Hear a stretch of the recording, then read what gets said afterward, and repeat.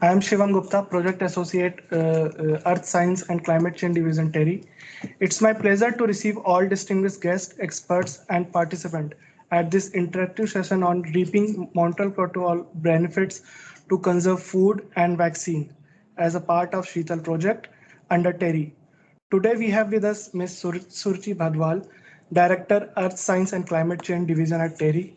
She leads research activities in the area of climate change, focusing mainly on impacts, vulnerability, and adoption assessment, and works in close association with communities. I would now request Ms. Surchi to please deliver the welcome address. Ma'am, floor is all yours.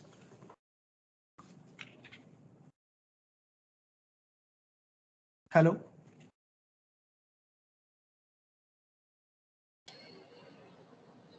Hello, can you hear me?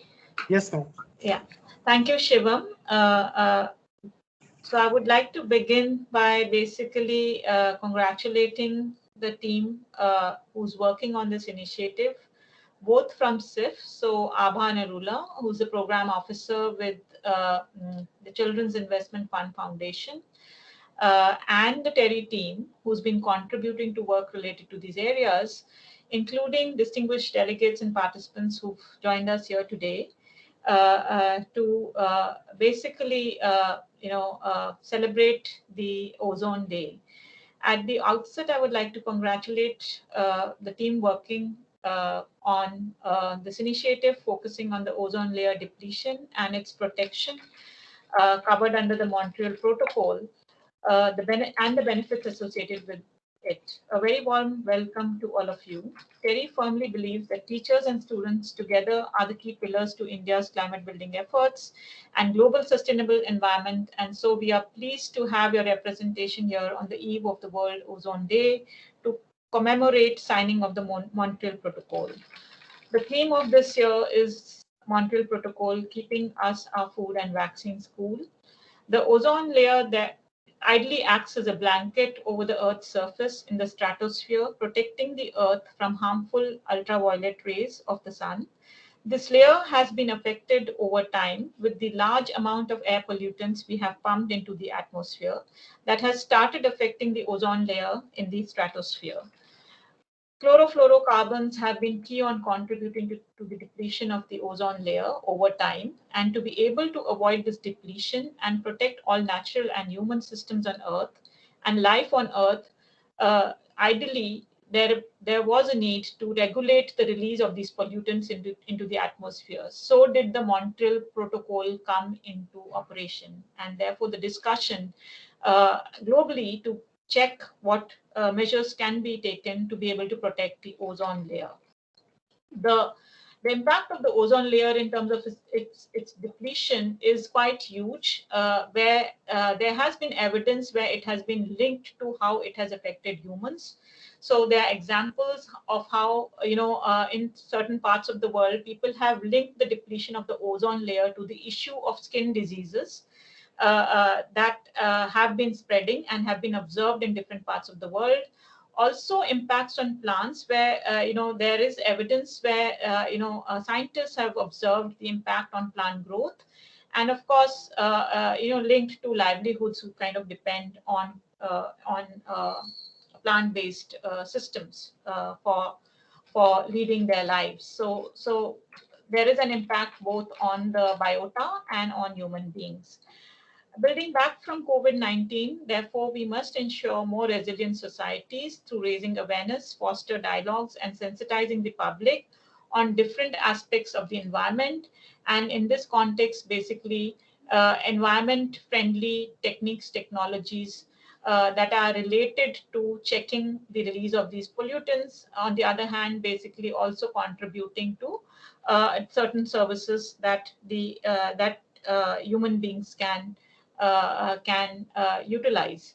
And in the context of the work that we do, it's largely related to the cooling domain and looking at technologies in the cooling domain that basically contribute to emissions to a certain degree, but how can we basically introduce new technologies which are environment friendly and which can check the release of these emissions or reduce the release of these emissions to the environment.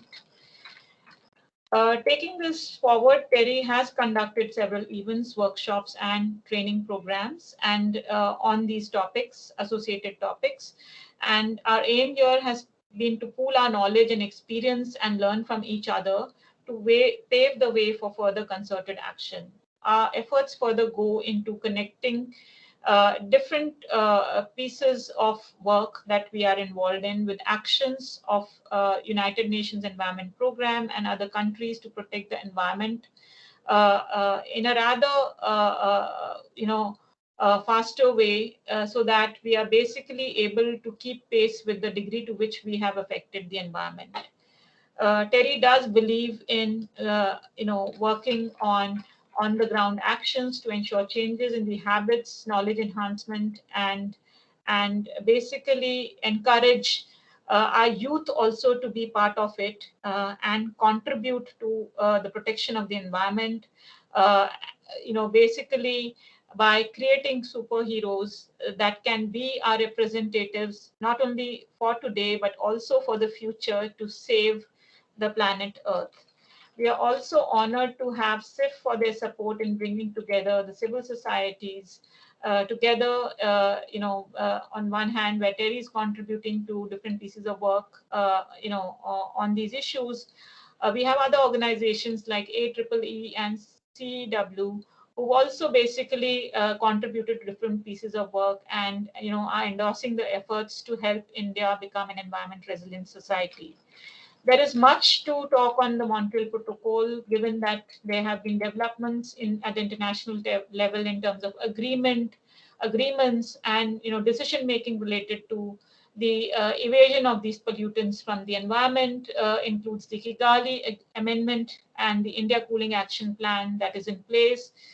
Since the discussions have started, and of course, tremendous movement in terms of actions that we speak about from different stakeholders, including governments.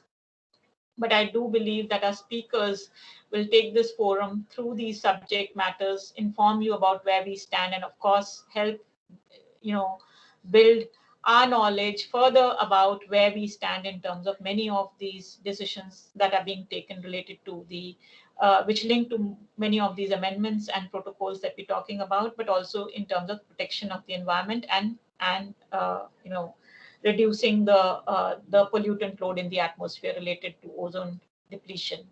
We do look forward with the greatest possible interest to what you have to also share with us from your side, your experiences, that we may also learn from in the process as we basically interacting with you.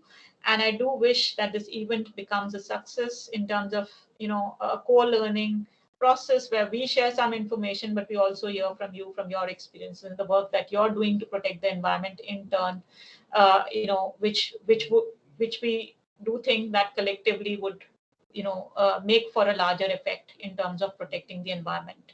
With that, I would basically like to thank you all for inviting me here. And I do wish that you have a good discussion and of course, create new networks that we can build on together to save the planet. Thank you.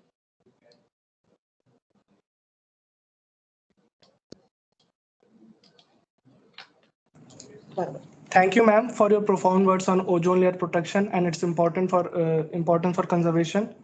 And it's an honor to have you with us today. Next, I would like to introduce Miss Abha from SAFE. She is an economist by training and has been working on climate and energy domain specifically, focusing on decentralized renewable energy and energy exit. अब मैं request करूंगा miss आभा से please deliver the inaugural address. Floor is all yours, ma'am. Thank you. Good afternoon, everyone. So, firstly, thank you, Suruchi ma'am and Terry and the Sheetal Consortium मेरे को यहाँ पे बुलाने के लिए and मेरे को ये opportunity देने के लिए कि मैं बच्चों के साथ interact कर सकूँ. Yeah, is my voice audible? Please. Yes. Please switch on your camera, ma'am. Yeah, my camera is on. She's on. She's on. I can see her. Yes. So, matlab, it is my pleasure to, you to be joining this session and having all of these kids at one place. I'm sure कि आजकल के बच्चों में already काफी awareness है about climate change, But I like that this session, not only do we get to share with them, especially on the occasion of World Ozone Day, but then we also get to learn उनके perspective से उनकी क्या जानकारी है and what is it that they want to know. Over the last 2 years, अभी Covid pandemic की वजह से काफ़ी सारा हमारे जो प्लान्स हैं वो ख़राब हो गए, हम घर पे बैठे हुए हैं एंड हमारे पेरेंट्स को काम करने में दिक्कत हो रही है. एक पैंडेमिक की वजह से इतने सारे चेंजेस हो गए एंड स्कूल बंद हो गए. लेकिन अगर कोई क्राइसिस पैंडेमिक कोविड से भी ज़्यादा डेंजरस है, वो है क्लाइमेट क्राइसिस. एंड क्यों? फॉर्चुनेटली, जैसे सुरुचि मैम ने कहा, हमारे पास एक शील्ड है which is ozone, but unfortunately उसमें ऑलरेडी एक होल है. जैसे हम मूवीज में देखते हैं कि there is one super hero, one villain. Unfortunately on earth, intentionally और unintentionally we are the villains, क्योंकि हमारे एक्शन से जो हम करते हैं, जो हम नहीं करते, उसकी वजह से हमारी प्रोटेक्टिव शील्ड में एक होल भी हो गया है. But in a way we also have a chance, like मैंने भी बोला कि हम सुपर हीरोज भी बन सकते हैं to see what we can do. अब ये हमको पता ही है. सो बेसिकली ये हम why are we doing this, what does this mean for us, why is this happening, global warming, and why should these children care. Already काफी कुछ है पढ़ने के लिए, करने के लिए. So why are we having this session? Every year, हर साल हम देखते हैं कि this is the hottest year, Delhi अब हॉटेस्ट ईयर है, मॉनसून्स अब इतने इंटेंस हो चुके हैं. सो अगर इतनी गर्मी हर साल बढ़ती जा रही है, it becomes difficult for us. School जाना मुश्किल हो जाता है, समर वेकेशन थोड़े डिफिकल्ट हो जाते हैं, हमारे पेरेंट्स के लिए काम करना मुश्किल हो जाता है. एंड इवन पैंडेमिक से पहले एक्चुअली समर में काम करना मुश्किल हो जाता है, एंड विंटर्स में, even before COVID happened, we used to wear masks, especially in Delhi. क्यों? क्योंकि winters में सांस लेना मुश्किल हो जाता है, क्योंकि प्रदूषण इतना होता है. And why does this happen? This happens क्योंकि जैसे हमने कहा कि there are some gases, बहुत ही कुछ dangerous chemicals और gases हैं जो कि हमारे घर में जो चीज़ें हैं उनकी वजह से होता है, like ACs और refrigerators. And काफ़ी experts हैं who will talk more about this in the next session. And ऐसा नहीं है इसके लिए कुछ किया नहीं गया था. Before probably these children were even born, a lot of countries did come together to have some action on it. But it's like कि पहले हमने कुछ actions लिए, पहले एक एग्जाम था, we did it well, but अब कोर्स रिवाइज हो चुका है, and if we have to do well, I mean if we have to score well, then we have to study again because the course has changed. And क्योंकि इतनी गर्मी बढ़ती जा रही है, हमको हर जगह कूलिंग चाहिए, अपने घरों में, ऑफिसेज में, स्कूल में, हॉस्पिटल्स में. और इवन जो कोविड वैक्सीन है, इवन वैक्सीन के लिए भी हमें कूलिंग चाहिए. अपने घर पे खाना वगैरह सब चीज़ों के लिए हमें कूलिंग चाहिए. सो इसके लिए वी आर ट्राइंग कि how do we meet our cooling needs without raising the temperature of the planet. ये कूलिंग को एनवायरमेंट फ्रेंडली कैसे बनाएं. मैं जिस ऑर्गेनाइजेशन से हूँ, जो कि चिल्ड्रन इन्वेस्टमेंट फंड फाउंडेशन है, हम ये कोशिश कर रहे हैं कि जो भी गवर्नमेंट है हम उनको सपोर्ट करें. जो भी ऑर्गेनाइजेशन यहाँ पे हैं, CW, TERI, AEEE, we can support them. हमारे प्रोजेक्ट का नाम शीतल है. And just like some of you might make a study plan for your exams to do well, India has also made a 20-year study plan कि हम cooling कैसे provide करें कि वो इन्वायरमेंट फ्रेंडली हो और अर्थ और हमारे प्लानट पे कम से कम इम्पैक्ट पड़े. और एक कंपोनेंट शीतल प्रोजेक्ट का है to raise awareness, to have discussions like these, ताकि हम आपसे सीखें और आप हमसे सीखें. प्रीवियसली मैं जिस ऑर्गेनाइजेशन से हूँ, हम फोकस करते थे बच्चों की न्यूट्रिशन पे, एजुकेशन पे, but we realise if we really want to improve the quality of life of children, हमको क्लाइमेट पे भी फोकस करना पड़ेगा.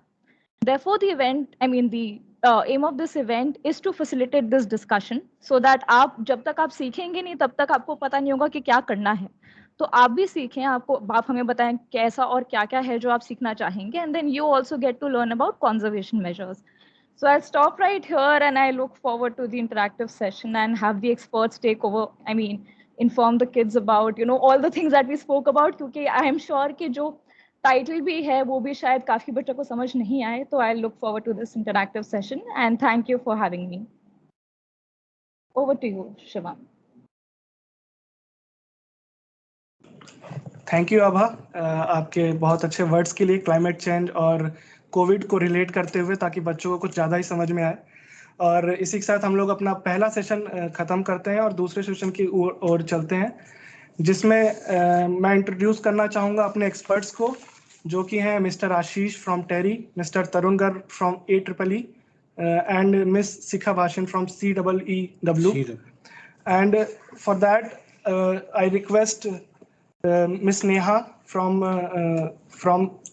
Terry to moderate this session. She is an education for sustainable development specialist working with student, teacher, and communities for last 19 years. And she has excellent regional knowledge across environment education, including national and international dialogues related to the same. Ms. Neha, the floor is all yours. Thank you, Shivam. Okay. Hi friends, सारे बच्चे कैसे हैं? हमें हमारे emotion icons use करने आते हैं ना, थम्स अप, है ना? अगर क्वेरी हो तो हैंड रेज करना है. ओके, तो इस वर्कशॉप में भी सब कुछ वैसे ही होगा और हमारे जो एक्सपर्ट्स हैं वो हमारे फ्रेंड्स हैं, बहुत एक्सपीरियंस्ड हैं और वो हमारे साथ बात करने के लिए आए हैं. तो सभी बच्चे प्लीज रिलैक्स करेंगे, कोई टेंशन नहीं लेगा और आपको जो भी कंफ्यूजन है हम आराम से उनका आंसर्स अपने सभी एक्सपर्ट से पूछेंगे.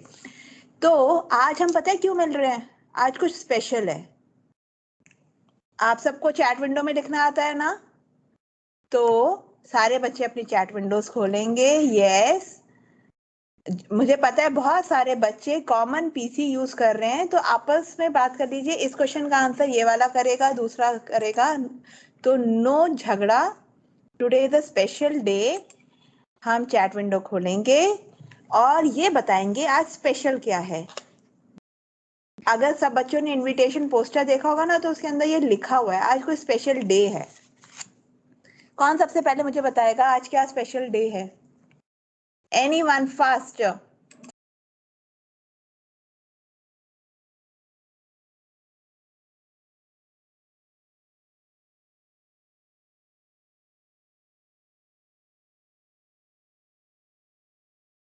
World ozone day.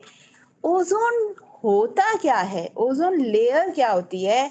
Ozone day क्यों सेलिब्रेट किया जाता है? Got it? सब बच्चों को पता है, सब बच्चे बहुत अच्छे हैं, पढ़कर आए हैं. और आज हम reaping Montreal protocol benefits to conserve food and vaccine as a, इतना बड़ा हमारा जो टॉपिक है, क्यों कर रहे हैं? ओजोन डे का फूड सिक्योरिटी से क्या लेना देना है? Why vaccines are linked? इस सब में कोई लिंकेज है या नहीं है? उसी के लिए हमने क्या करा है, हमने 3 एक्सपर्ट्स को बुलाया अपने साथ, और ये जानने के लिए कि हमारी जो क्वेरीज हैं वो क्या खाली हमारी क्वेरीज है या बाकी लोगों को भी ऐसा लगता है और उनके आंसर्स हैं एक्चुअली. तो today we are going to discuss about it. तो सबसे पहले मैं पूछ लेती हूँ, ये जो ओजोन लेयर है जहां हम बैठे हैं उससे कितने किलोमीटर ऊपर है? Any idea? ओजोन लेयर होती है ना, हमें पता है, हमें प्रोटेक्ट करती है अल्ट्रावायलेट रेडिएशन से, जिससे हमें कई बीमारियां हो सकती हैं कभी. तो वो ओजोन लेयर कितनी ऊपर है अर्थ हम जहां बैठे हैं, हमारी जो एटमॉस्फेयर है अर्थ का, उससे कितना ऊपर है? या एकदम अर्थ एटमॉस्फेयर से एकदम चिपका हुआ है, जैसे हम अपनी कॉपीज के ऊपर कवर चढ़ाते हैं? है डिस्टेंस है? कितना है? थोड़ा सा आइडिया, एस्टिमेशन, थोड़ा सा किलोमीटर्स में है? कितनी दूर है? चलो कोई प्रॉब्लम नहीं है, नहीं पता कोई बात नहीं, हम पूछेंगे. ठीक है, 40 kilometres, 14 to 50 kilometers. Wow, this is good. Very good. Very very good. चलो इस बात पर मैं आपको एक छोटी सी मूवी दिखाने वाली हूँ. वो है मूवी ओजोन लेयर के ऊपर. उसके बाद हम अपने एक एक्सपर्ट को बुलाएंगे, उनसे समझेंगे कि ओजोन लेयर क्या है, इसकी इंपॉर्टेंस क्या है, why ozone depletion is dangerous या नहीं है, why do we celebrate ozone day. और एक नया वर्ड सुनने में आ रहा है, इतना नया नहीं है, बट किगाली अमेंडमेंट है क्या? तो वो हम अपने एक्सपर्ट से पूछेंगे, पर तीनों में से कौन से एक्सपर्ट हैं वो मैं आपको मूवी के बाद बताती हूँ. Okay, so I am going to play a movie for you.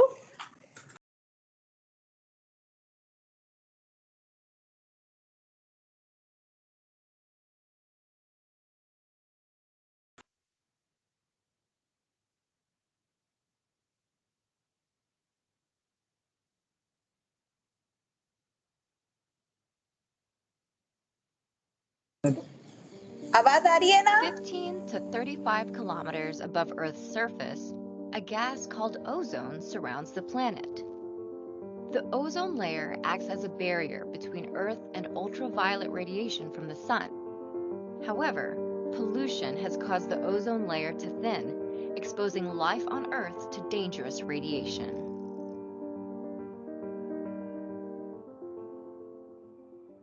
Earth's atmosphere is made up of 6 layers. The second layer, called the stratosphere, contains the ozone layer. The ozone layer is made up of a highly reactive molecule called ozone, which contains 3 oxygen atoms. Ozone is a trace gas in the atmosphere. There are only about 3 molecules for every 10 million molecules of air. But it does a very important job. The ozone layer acts as Earth's sunscreen, absorbing about 98% of damaging ultraviolet or UV light. But the ozone layer has gotten thinner.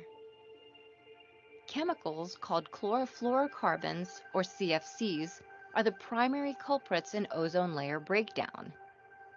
A CFC is a molecule that contains the elements carbon, chlorine, and fluorine.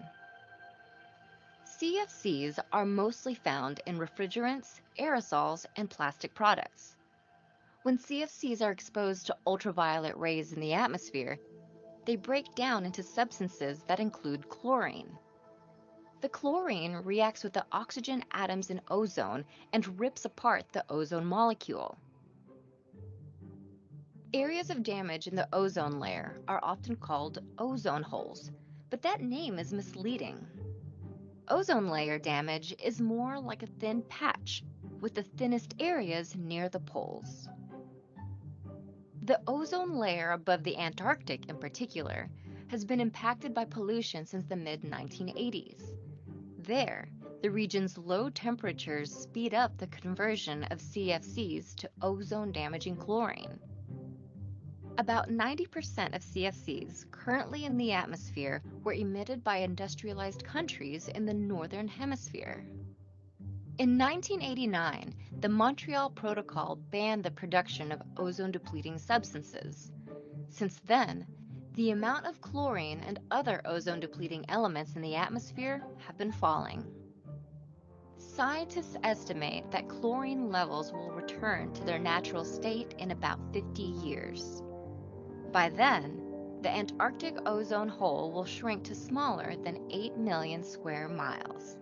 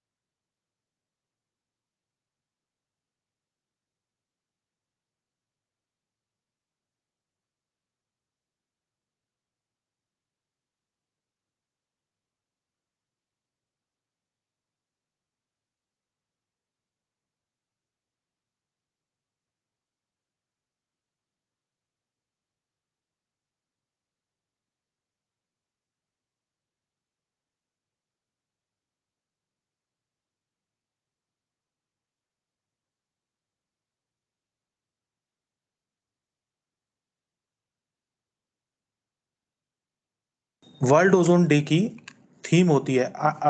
मेरी आवाज सबको सुनाई दे रही है ना? आशीष, अब आ रही है आवाज? अच्छा, इससे पहले नहीं आ रही थी क्या? नहीं, इससे पहले नहीं आ रही थी। ओके, सो एक बार फिर से मैं स्टार्ट करूंगा कि सभी, नेहा जी धन्यवाद, और सभी बच्चों का बहुत बहुत स्वागत और धन्यवाद भी कि उन्होंने यहाँ पर आके हम लोगों को ज्वाइन किया। आप लोगों को मैं पर्यावरण मित्र बोलूंगा, और यहाँ तक कि जो इंटरनेशनल कम्युनिटीज हैं, जो बड़े बड़े लोग हैं जो क्लाइमेट पे, पर्यावरण पे काम करते हैं, वो भी बच्चों को पर्यावरण मित्र बोलते हैं। तो आप हमें अपना पर्यावरण मित्र और हम आपको अपना पर्यावरण मित्र समझें। तो इसी को आगे ले जाते हुए इस ओजोन डे के बारे में, और सबसे पहले तो मैं आपको बहुत बहुत बधाई दूंगा कि आज वर्ल्ड ओजोन डे हम लोग मना रहे हैं 16 सितंबर को। और इस ओजोन डे की हर हर साल ये ओजोन डे मनाया जाता है। क्यों मनाया जाता है वो मैं आगे बताऊंगा। और इस ओजोन डे की है ना एक थीम होती है। एक थीम का मतलब होता है कि एक किसी पर्टिकुलर सब्जेक्ट पे इस ओजोन डे को मनाया जाता है। तो जैसे पार्टीज में थीम होती है कि आज आप ब्लैक ड्रेस पहन के आएंगे, आज आप येलो ड्रेस पहन के आएंगे, उसी टाइप से ओजोन डे की अपनी एक थीम है जिसका नाम है Montreal protocol, keeping us our food and our vaccine cool. ये तीनों सब्जेक्ट हम 3 स्पीकर्स जो है आपको आपके साथ इंटरेक्ट करने की कोशिश करेंगे इन सब्जेक्ट्स पे। बड़े ही भारी से शब्द लगते हैं कभी कभी सुनने में, ये मॉन्ट्रियल प्रोटोकॉल और keeping us our food and vaccine cool. So इसको आगे ले जाते हुए आगे कि ओजोन लेयर के बारे में ज़्यादातर बच्चे शायद जानते होंगे, उन्होंने पढ़ा होगा कि ओजोन लेयर जो है वो हमारी एक तरीके से सुरक्षा कवच है, हमारी यानी कि पृथ्वी यानी अर्थ की। और स्ट्रेटोस्फियर में करीब हमारे लेवल से 10 से 40 किलोमीटर के रेंज में ये ओजोन लेयर जो है वो पाई जाती है। और इसका जो मेन काम है जो हम लोगों को, वो सन जो है, सूरज, उसकी अल्ट्रावायलेट रेडिएशन से बचाना होता है। तो जहाँ पर सूरज हमें क्या देता है, विटामिन डी देता है जैसे, तो विटामिन डी जो होती है, ऐसा नहीं है कि आप सूरज से सिर्फ विटामिन डी ही लेते रहेंगे। आप अगर ओजोन लेयर ना हो तो आप सूरज से विटामिन डी के साथ साथ अल्ट्रावायलेट रेज भी लेंगे। अल्ट्रावायलेट रेज जो होती हैं वो ह्यूमन बीइंग्स के लिए यानी हम लोगों के लिए, और साथ में जितने भी बाकी स्पीशीज हैं यानी जानवर हैं, पौधे हैं, सबके लिए बड़ी ही खतरनाक चीज है। उससे हमको ये ओजोन लेयर बचाती है। तो ज्यादातर ये, जैसा मैंने बताया था, स्ट्रेटोस्फियर में रहती है और एक शील्ड की तरह काम करती है। और अगर ओजोन लेयर ना हो तो ये ओजोन लेयर ना हो तो बड़ा ही मुश्किल है इस चीज को, लाइफ को जी पाना अपने अर्थ पे। तो इसके रीजन क्या है? ये ओजोन डिप्लीशन प्रोसेस जो आपने ऊपर लिखा हुआ देखा है, इसका क्या मतलब है? तो ये जो लेयर है यानी जो सुरक्षा कवच है, इस सुरक्षा कवच में जो है कुछ हम जो लोग हैं, जो हमने साइंटिफिक इन्वेंशन किए, यानी कि हमने जो खोजें की, नई नई एसी बना दिया, एयर कंडीशनर, फ्रिज बना दिए, उसके अलावा और भी कूलिंग के कई इक्विपमेंट बना दिए, फोमिंग यानी कि जो आपने शेविंग देखी होगी, शेविंग क्रीम, वो बना दी। तो वो उसकी वजह से हुआ क्या कि जो मैन मेड पॉल्यूटेंट्स बोलते हैं इनको, सीएफसी जो है, इसका जो केमिकल नेम है वो क्लोरोफ्लोरोकार्बन्स, और बहुत सारी गैसेस इसके अंदर आती हैं। जैसे इसमें जो दिया हुआ है, हेलोन्स हैं और सीएफसीज हैं, एचसीएफसीज हैं। HCFC का मतलब होता है हाइड्रोक्लोरोफ्लोरोकार्बन्स, मिथाइल ब्रोमाइड है, कार्बन टेट्राक्लोराइड है। ये जो है ये केमिकल नेम्स हैं। आप इन स्लाइड्स को आप लेके जाइए अपने साथ, बाद में आगे गूगल पे सर्च करें या जैसे भी देख के कि ये क्या होता है। और अब आगे जब स्टैंडर्ड में बढ़ेंगे, जब आप 10वीं या 11वीं 12वीं क्लास में आएंगे, तो आपको इन सब चीज़ों के बारे में और ज़्यादा जानकारी मिलेगी। तो ये जो कुछ वो हैं सब्सटेंसेस, या ये जो कुछ CFCs हैं, HFCs हैं, ये जब उड़ते हैं हवा में, तो उड़ने की वजह से ये हमारी जो ओजोन लेयर है उसको इम्पैक्ट करते हैं। कहाँ मिलते हैं ये, कौन बनाता है इन्हें? ये आप देखेंगे इसमें छोटा सा पिक्चर बना हुआ है जिसमें एयर कंडीशनर बने हुए हैं, जिसमें रेफ्रिजरेटर बना हुआ है। एक नीचे उसमें है ना फोमिंग वो बनी हुई है, छोटी छोटी बॉटल्स बनी हुई हैं। अभी कभी आपने देखा हो तो किसी के घर में पहले शेविंग के लिए डायरेक्ट फोम आती है, वो डायरेक्ट प्रेस करके और हाथ में आप लीजिए शेविंग फोम और लगाइए, वो उस टाइप का। उसके अलावा रेफ्रिजरेटर्स हैं। ऊपर फायर एक्सटिंग्विशर जो आपने कई जगह देखे होंगे, जहाँ से जो फायर एक्सटिंग्विश करते हैं, जहाँ पे कभी आग लग जाती तो आग बुझाने के काम आते हैं। इन सब जगहों पे ये सब पाए जाते हैं और हम लोग बहुत उसमें यूज करते हैं। Next please. अब ये आपको समझाने के लिए जो बड़े बड़े भारी भारी शब्द थे कि हमने किया क्या, ये तो हमें पता पड़ गया कि ओजोन लेयर में होल हो रहा है, ये भी हमें पता पड़ गया कि हमारा एनवायरनमेंट जो है, जो पर्यावरण है वो प्रभावित हो रहा है। तो हम लोगों ने सबसे पहले वियना कन्वेंशन, वियना एक जगह है, आप मैंने इसीलिए इसमें ये मैप लगाए हुए हैं, जहाँ पे आप ये रेड कलर के पॉइंट देखेंगे तो Austria, Austria is the capital of Vienna. तो ये जो है वियना आप जाके देखिएगा, वहाँ पे जहाँ पे इनिशियली जब 1985 में 1985 में कुछ 20 कंट्रीज थे जिन्होंने सबसे पहले सोचा कि भाई जो चीज आप उड़ा रहे हैं हवा में यानी CFCs, उनको आप सबसे पहले रोकते हैं। तो रोकने के लिए उन्होंने सब लोगों को एक साथ बुलाया, उनसे कहा कि भाई कुछ एक्शंस लेंगे, कुछ काम करेंगे और हम इसको रोकने का काम करेंगे। उसके बाद 1987 में 1987 में मॉन्ट्रियल प्रोटोकॉल आया, जहाँ पे मॉन्ट्रियल कहाँ पर है, कनाडा। तो आप मॉन्ट्रियल जाके एक्सप्लोर कीजिएगा कहाँ पर है, किस जगह पर है। तो वहाँ पे कुछ 27 कंट्रीज थी, 27 कंट्रीज जो है जो आई। उसके बाद उन्होंने फिर से बोला कि भाई CFCs और हेलोन्स जो हैं, जो एक और कंपाउंड है ओजोन लेयर को तोड़ने के लिए, उन्होंने कहा कि और इसको कंट्रोल करते हैं। अब तक जितनी भी ये सारी की सारी चीजें यूनाइटेड नेशंस के फ्रेमवर्क्स में, यानी यूनाइटेड नेशंस जो है संयुक्त राष्ट्र, उनके साथ में मिलके सारे देशों ने आपस में एक साथ आके की, और उसमें सारे लोग जो है इन्वॉल्व थे, और उसका जो एक ही मकसद था, उसका ये मकसद था कि हम अपने पर्यावरण को कैसे बचा सकें। फिर उसके बाद आया किगाली अमेंडमेंट, आपने बहुत सुना होगा किगाली अमेंडमेंट। अमेंडमेंट बेसिकली क्या है? अमेंडमेंट का मतलब होता है किसी भी चीज में चेंज करना। अगर आप अपनी किसी भी कोई भी आपका जो राइट अप है, जैसे मान लीजिए आपने कोई भी एक छोटा सा पेज लिखा, आप उसमें कोई करेक्शन कर रहे हैं, आपने उसमें अपना नाम गलत लिख दिया, तो अपना नाम काट के आपने उसमें कुछ कर, तो उसे उसे बोलते हैं amendment. Amendment is kind of a legal word है ये। तो अमेंडमेंट, किगाली अमेंडमेंट, ये मॉन्ट्रियल प्रोटोकॉल के अंदर जो है किगाली अमेंडमेंट हुआ। मॉन्ट्रियल प्रोटोकॉल में बहुत सारे अमेंडमेंट हुए। पहले एक मॉन्ट्रियल प्रोटोकॉल 1987 में आया, उसके बाद फिर एक अमेंडमेंट हुआ, लंदन अमेंडमेंट, उसके बाद फिर किगाली, धीरे धीरे आते आते हम लोग किगाली अमेंडमेंट तक आ गए।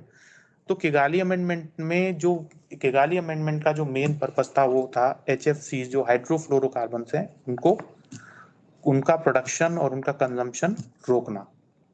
अभी आज की डेट में हम सारी के सारे देश पूरे वर्ल्ड में किगाली अमेंडमेंट पर ही काम कर रहे हैं, और हमारा एक ही मकसद है कि हम इसको किगाली अमेंडमेंट के थ्रू हाइड्रोफ्लोरोकार्बन्स को रोकें। और उसी को इंडिया में भी वो इंडिया पे भी लागू हुआ, और इंडिया ने उसी पर आगे बढ़ते बढ़ते एक प्लान लॉन्च किया जिसका नाम है इंडिया कूलिंग एक्शन प्लान। क्यों इंडिया कूलिंग एक्शन प्लान? क्योंकि HFCs मोस्टली जो है, ज्यादातर जो है वो कूलिंग में यूज होते हैं। कूलिंग में कहाँ पे? ACs में यूज हो रहे हैं, और बड़े बड़े जो बिल्डिंग्स हैं, आप अगर मॉल वगैरह में गए वहाँ पे कूलिंग जो करते हैं उनमें यूज हो रहे हैं। इसके अलावा और भी बहुत सारी कूलिंग इक्विपमेंट है जहाँ पे यूज होते हैं। तो उसमें एक इंडिया कूलिंग एक्शन प्लान जो है इंडिया ने बनाया, ministry of environment, forest and climate change. अब हम क्या कर सकते हैं, हम क्या चेंज लेके आए? ये जो हमको तो सब पता पड़ गया कि ओजोन लेयर भी हो गई, सब काम हो गए, वियना भी हो गया, मॉन्ट्रियल भी हो गया। तो हम अपने पर्यावरण मित्र से, या जैसा कि सुरुचि मैडम ने शुरू में कहा था, अपने सुपर हीरोज से क्या चाहते हैं, क्या हम कर सकते हैं? अगर आपकी तरफ से भी कुछ सुझाव आए तो हम लोगों को बड़ा अच्छा लगेगा। जैसे कि आपके घर में टेक्नीशियंस आते होंगे जहाँ पे ACs हैं, रेफ्रिजरेटर तो आजकल सबके यहाँ पर हैं। तो आप उन टेक्नीशियन से सबसे पहले पूछो कि ओजोन डिप्लीटिंग सब्सटेंसेस यानी CFCs थे, या फिर उसी टाइप के और CFCs, HCFCs थे, उसमें जितने भी कंपाउंड हैं, क्या वो लोग जानते हैं उस चीज के बारे में? क्या उनको पता है कि ओजोन डिप्लीटिंग सब्सटेंस क्या होता है, या ओजोन नाम की कोई चीज भी होती है? अगर वो नहीं जानते हैं तो आप लोग सारे के सारे लोग, आजकल बच्चे बड़े ही पुरानी जनरेशन से बहुत आगे हैं और मोबाइल वगैरह और वेबसाइट और बड़े ही, इसको बोलते हैं टेक सेवी हैं। Tech savvy in the sense कि आप बड़े आराम से कोई वेबसाइट खोल सकते हैं, एप्लीकेशन खोल सकते हैं। तो यहाँ पर मैंने एक लिंक दिया हुआ है, ये ओजोन सेल का लिंक है। Ozone cell is a cell established in India and which is looking after the ozone related activities. और ये ministry of environment, forest and climate change हमारे यहाँ जो है ये नोडल मिनिस्ट्री है एनवायरनमेंट की, जो मुख्य मिनिस्ट्री होती है, यानी कि बाकी के सारे देश जो है इसी मिनिस्ट्री से कोऑर्डिनेट करते हैं आपके लिए। तो ये लिंक जो है यहाँ पे उन सर्विस टेक्नीशियंस को आप लेके जाएं, इस लिंक को खोलें, इसमें उनकी ट्रेनिंग के बारे में दिया हुआ है, और उनको बोलें कि देखो आप यहाँ जाओगे तो यहाँ पर आपको ट्रेनिंग मिलेगी। ये दूसरी चीज ये है। तीसरी चीज कि सबसे पहले जो हमारे घर में रेफ्रिजरेंट्स होते हैं, या फिर जो घर में सामान होते हैं, जैसे कि रेफ्रिजरेंट का मतलब है जो घर में एसी में जो रेफ्रिजरेंट होता है, कभी कभी आपने सुना होगा गैस लीक हो गई, वो गैस का मतलब रेफ्रिजरेंट। तो गैस होती है या रेफ्रिजरेंट जो भी लीक हो जाता है, जैसे एयर कंडीशनर्स में हो गया, या फिर रेफ्रिजरेटर्स में हो गया, या फिर किसी और आपके यहाँ पे अप्लायंस अगर ऐसा कोई हो जो कूलिंग के लिए यूज होता हो स्पेशली। तो ऐसा नहीं है कि कोई कबाड़ी वाला आया तो उसको पुराना वो एसी लेके वो कह दिया कि ले जाओ। उसका हम अपने पर्यावरण मित्र या फिर जो हमारे सुपर हीरोज हैं उनसे ये चाहेंगे, या फिर आप ये कर सकते हैं कि आप उनको सीधे देने के बजाय आप उनसे कह सकते हैं कि इसमें रेफ्रिजरेंट है, प्रॉपर तरीके से आप इसको ले जाइए और डिस्पोज मतलब इसको खत्म कीजिए, या फिर किसी अथॉरिटी के पास जा सकते हैं। और अपने आप को सबसे लास्ट और इम्पोर्टेंट, अपने आप को आप पर्यावरण के साथ अपडेट रखें। पर्यावरण में क्या हो रहा है, कैसे हो रहा है, कौन सी भारत देश में क्या क्या हो रहा है, इन सब चीज़ों से अपने आप को जो है जागरूक रखें। और मुझे लगता है कि हम इन सब चीज़ों को करेंगे तो हमारे पर्यावरण मित्र बिना किसी मुश्किल के बड़े ही आसानी से सुपर हीरो साबित होंगे। इसी के साथ ये मेरी 4 जो प्रेजेंटेशन छोटी सी थी ये मैं खत्म करता हूँ। एंड थैंक यू नेहा जी, आप बताएं। थैंक यू आशीष। अब समझ में तो बहुत सारे बच्चों को बहुत अच्छे से क्लियरिटी आ गई होगी ना, what is ozone layer, what are the impacts of depletion of ozone layer, Montreal protocol क्या है, किगाली अमेंडमेंट क्या है। तो क्विकली लेट मी चेक कितना आप ध्यान से सुन रहे थे। सर ने आपको एक चीज बताई कि जो मॉन्ट्रियल प्रोटोकॉल है वो 16 सितंबर को साइन हुआ था, यानी आज ही की तारीख में मॉन्ट्रियल में। बट कौन से ईयर में? ईयर कौन बताएगा? I want the fastest finger. मैं कोई ओपिनियन पोल नहीं कर रही हूँ कि कितनों को आता है कितनों को नहीं। I want to see. Yes, we got the answer 1987। Very good. 85 नहीं था, 87 था। अच्छा, किगाली अमेंडमेंट साइन हुआ था 15 अक्टूबर को। कौन से सन में? विच ईयर? किगाली अमेंडमेंट किस ईयर में साइन हुआ था? बेटा फर्स्ट क्वेश्चन ओवर हो गया है। अब मैं सेकंड क्वेश्चन पूछ रही हूँ कि किगाली अमेंडमेंट जो सर ने बताया 15 अक्टूबर को हुआ था, वो किस सन में, यानी in which year Kigali amendment was signed? It was signed on 15th October, but on in which year?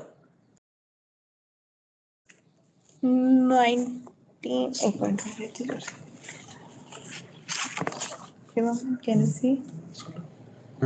No. 2016 जिसने बोला है is the correct answer. It's yes, Kigali amendment was signed in 2016. अब ये नहीं, गूगल तो नहीं use कर रहे? आशीष सर कह रहे हैं बच्चों ने गूगल कर लिया, इतनी देर लगाई है। अच्छा, बहुत बढ़िया, स्मार्ट बच्चे। चलिए सर को बताते हैं, सर हम गूगल नहीं यूज कर रहे हैं, हमने ध्यान से सुना था, है ना? और अब हम आगे सुनेंगे। तो हमने अभी तक बात की ओजोन लेयर की, ओजोन लेयर डिप्लीशन की, जो एक चीज हो रही है ग्लोबली हो रही है। बट जो आज की जो थीम रखी गई है, जैसे सर ने बताया कि there is a theme for every day celebration, तो आज की जो थीम है वो है reaping Montreal protocol benefits to conserve food and vaccines. Food, really? Food security? Food security से ओजोन लेयर का क्या लिंक है? उससे खाना जब हम स्टोर करते हैं, क्योंकि सर ने बोला रेफ्रिजरेटर्स यानी फ्रिज, काफी बच्चे फ्रिज बोलते हैं ना। फ्रिज या रेफ्रिजरेटर में हम खाना रखते हैं कि वो खराब ना हो। अगर फ्रिज हमारा पुराना है तो माना उसके अंदर से लीक हो गया तो हमारा प्रॉब्लम हो सकता है, ओजोन लेयर पर इफेक्ट हो सकता है। बट उसके अलावा क्या लिंकेज है फूड सिक्योरिटी और हमारे ओजोन लेयर के बीच में? That's through cooling. तो फूड सिक्योरिटी थ्रू कूलिंग के अंदर जो लिंकेज है उसको बताने के लिए I would like to invite mister Tarun Garg. He is presently working as program lead at Alliance for an Energy Efficient Economy. He is having a work experience of more than 12 years in leading and managing a portfolio of projects in India, Asia, and Africa on building sectors: green cooling, greening of smart cities, industrial parks, and standards and labelings of appliances. He has done his master's in energy and environment management from IIT Delhi and graduation from Delhi College of Engineering in mechanical stream. Hi Tarun, it's pleasure to Hi. have you. Hi. बच्चों आपको पता है तरुण sir पहले हमारे साथ टेरी में ही काम करते थे. So it's a pleasure to have you, Tarun. And Absolutely. the floor is all yours. And please, I would request you to focus on food security through cooling. Can you hear me, Neha? Yes, Tarun. Okay, thank you so much. मैं screen share करूं. मैंने कुछ presentation में मतलब थोड़ा सा revise किया after hearing all of Sure. Please go ahead, Tarun. I have given a spotlight to you, so you can do that also. Yeah. Okay, thank you so much.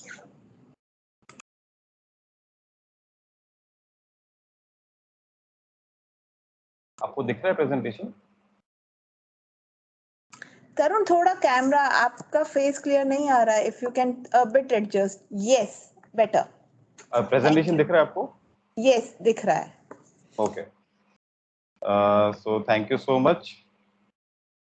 काफी दिनों बाद हिंदी में प्रेजेंटेशन देने का मौका मिला है. मुझे याद है 2011-12 में टेरी में ही हम लोगों ने एक प्रेजेंटेशन दिया था और उसमें हम लोग we were struggling actually to find the right words. तो होगा मुश्किल होगा तो इंग्लिश यूज करूंगा मैं, हिंदी और इंग्लिश जो हम लोग यूज कर रहे हैं अभी.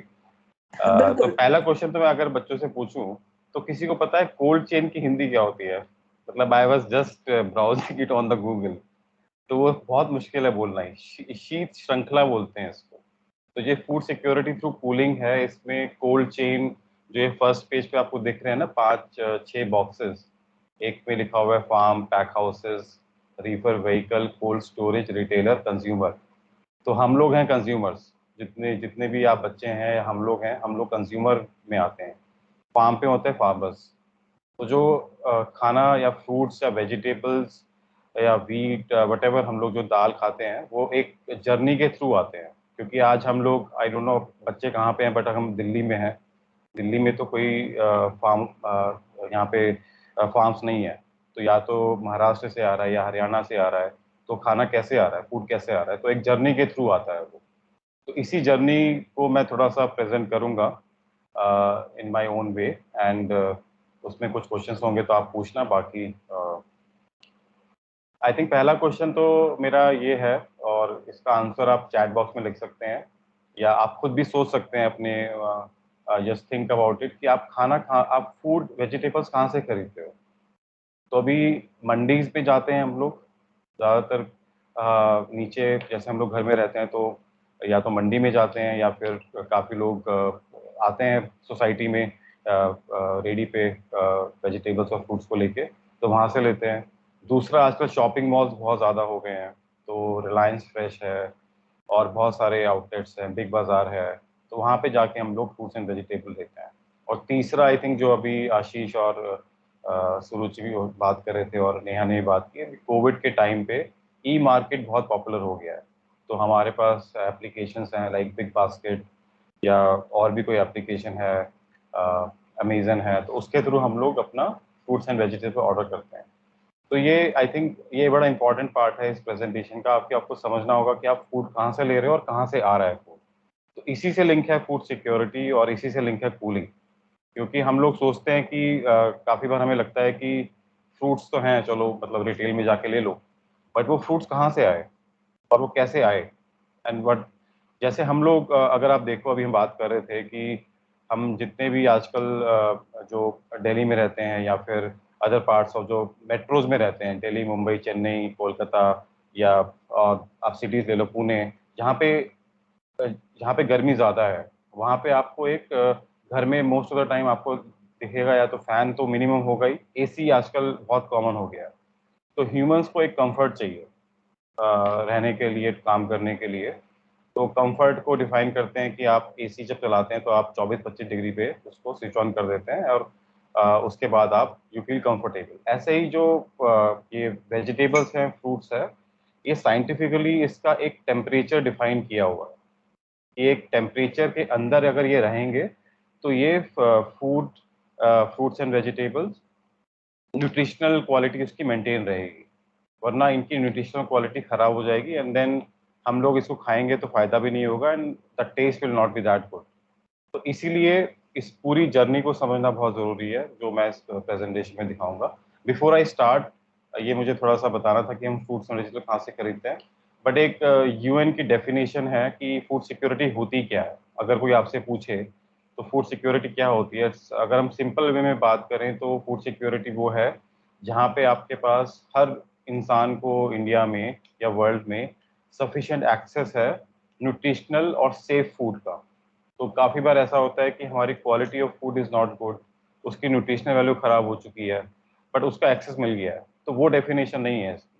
खाना मिलना ज़रूरी, खाना मिलना ही ज़रूरी नहीं है, बट उसकी जो क्वालिटी है, उसका जो न्यूट्रिशनल कंटेंट है, वो भी बहुत ज़रूरी है। तो ये डेफिनेशन है जो यूनाइटेड नेशंस ने डिफाइन की है ग्लोबली वर्ल्ड में, कि अगर फूड सिक्योरिटी ग्लोबली होगी तो उसकी डेफिनेशन में हर इंसान को एक अच्छा खाना और न्यूट्रिशनल खाना मिलेगा, तभी वो फूड सिक्योरिटी नेशन कहलाया जाएगा, सिटी कहलाई जाएगी या फिर वर्ल्ड कहलाया जाएगा। सो दिस इज इम्पॉर्टेंट हमारी हेल्थ के लिए और हमारी फिजिकल एक्टिवनेस के लिए। तो इसके बाद आई थिंक ये दो तीन थोड़े से इम्पोर्टेंट चीज़ें हैं, आपको समझना होगा कि हमारे देश में जितने भी लोग काम करते हैं उसमें से 50% फार्मर्स हैं।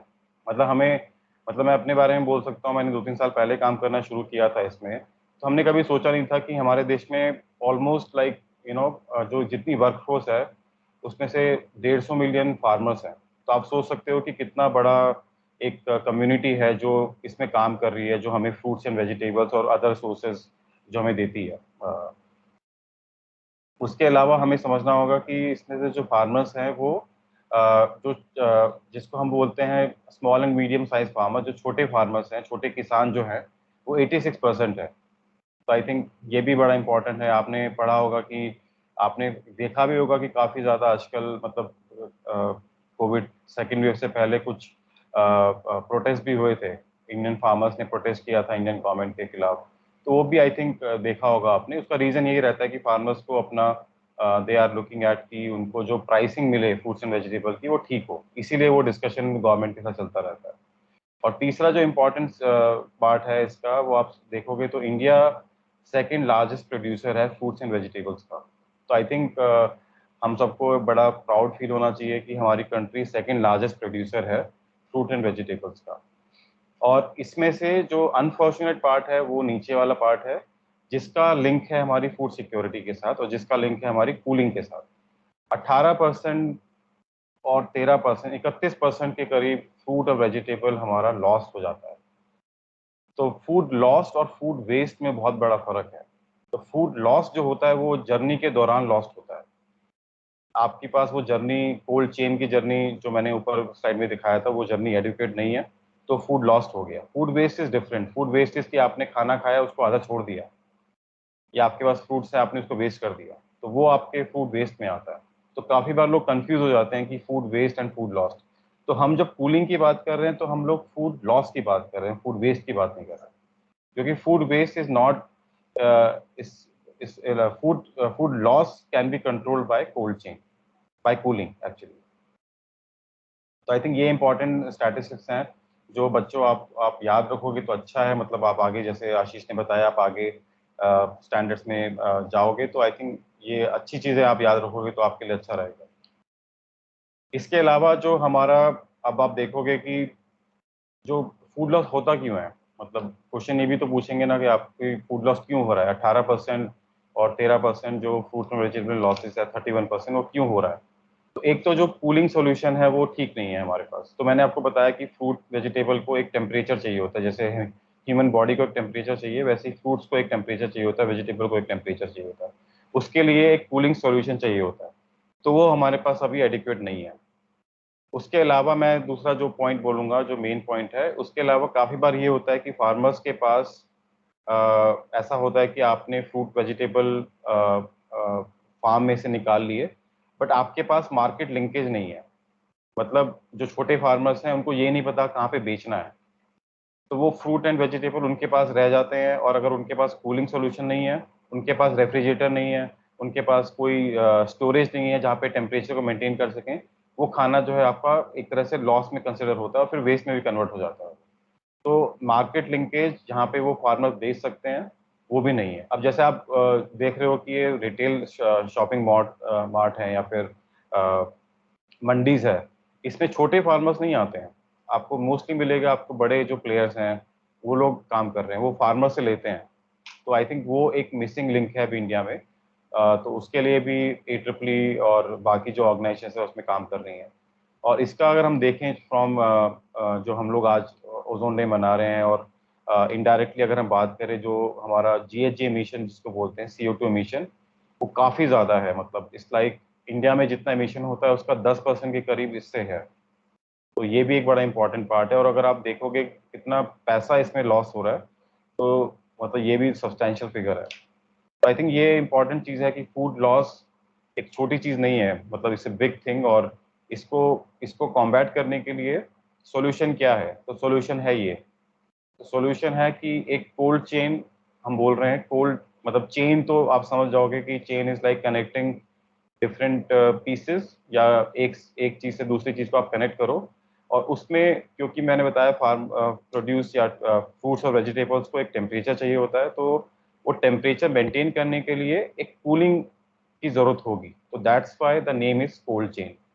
तो कोल्ड चेन की डेफिनेशन देखो तो एक environment controlled chain to ensure कि farmer to ensure produce flow from farm, that is from farmers to the consumers like us. तो इसमें बहुत सारे बीच में प्रोसेस आता है, जिसमें एक पैक हाउस होता है जहाँ पे फ्रूट्स को सॉर्ट किया जाता है, ग्रेड किया जाता है। एक व्हीकल होता है, रीफर व्हीकल जिसको बोलते हैं, जिसके थ्रू पैक हाउस से फ्रूट वेजिटेबल शिफ्ट होते हैं कोल्ड स्टोरेज पे। तो पैक हाउसेज आपको जनरली मिलेंगे फार्म लेवल पे, और कोल्ड स्टोरेज मिलेंगे आपको, जैसे अगर दिल्ली में बच्चे हैं यहाँ पे, तो आपको मिलेंगे ये दिल्ली हरियाणा की बाउंड्री पे काफ़ी सारे कोल्ड स्टोरेजेस हैं।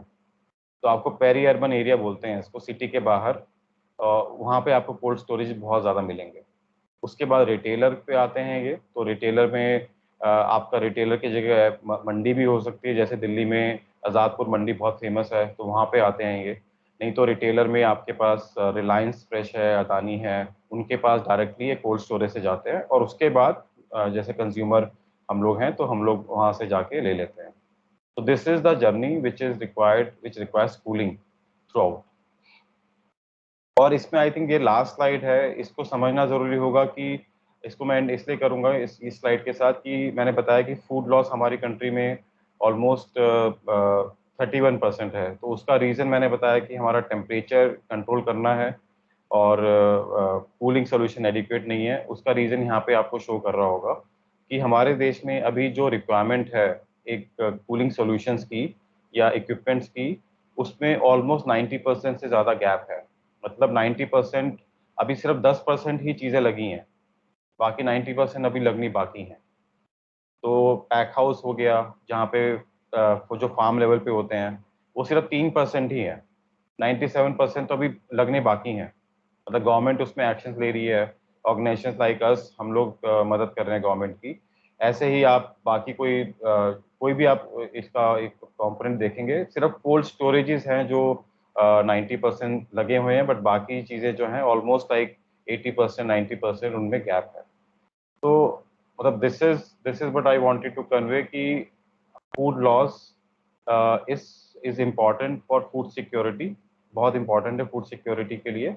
और फूड लॉस को कम करने के लिए कूलिंग सॉल्यूशंस आर इम्पॉर्टेंट, और कूलिंग सॉल्यूशंस को सफिशिएंट करने के लिए हमारे पास ये इंफ्रास्ट्रक्चर क्रिएट करना बहुत ज़रूरी है। तो I will stop here, and if you have any questions, so I'll be more than happy to answer. Thank you Tarun, thank you so much. चलो बच्चों, back to question answers thing, और अब जो सबसे पहले आंसर करेंगे हम, साथ के साथ उसके बाद एक मूवी भी देखेंगे, एक छोटी सी मूवी, ठीक है।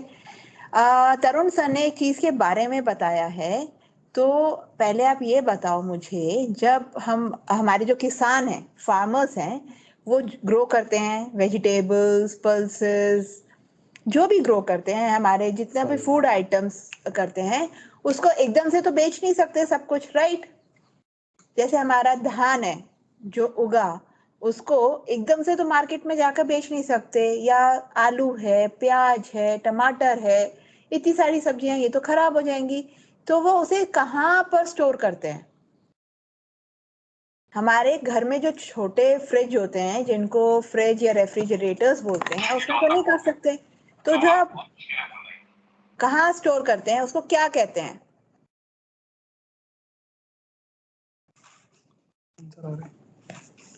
तो ये आलू, प्याज, फ्रूट्स, हमारे एप्पल्स, ऑरेंजेस, इनको कहाँ स्टोर किया जाता है? उसको कहते हैं क्या है? Cold storage. Very good. So हम उसे कोल्ड स्टोरेज बोलते हैं, ठीक है। चलिए, अब आपने अच्छे से आंसर दिया है, तो हम आपको एक मूवी दिखाते हैं इसके ऊपर। अच्छा, एक चीज बताओ, आप लोग ध्यान से सुन रहे हो अपने दोनों एक्सपर्ट्स को? और अभी तो एक और शिखा मैम भी बताएंगी। पता है, ये हमारे एक्सपर्ट्स ना थोड़े क्लेवर हैं, जानबूझे एक आध चीज गलत बोल देंगे, फिर वो कहेंगे लो बच्चों ने तो सुना ही नहीं।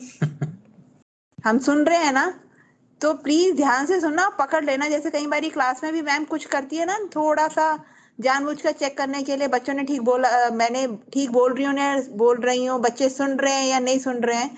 ऐसे ही आशीष सर ने गड़बड़ की थी, सोचकर बताना। जब वो वियना कन्वेंशन के बारे में बात कर रहे थे, बताओ क्या करा था?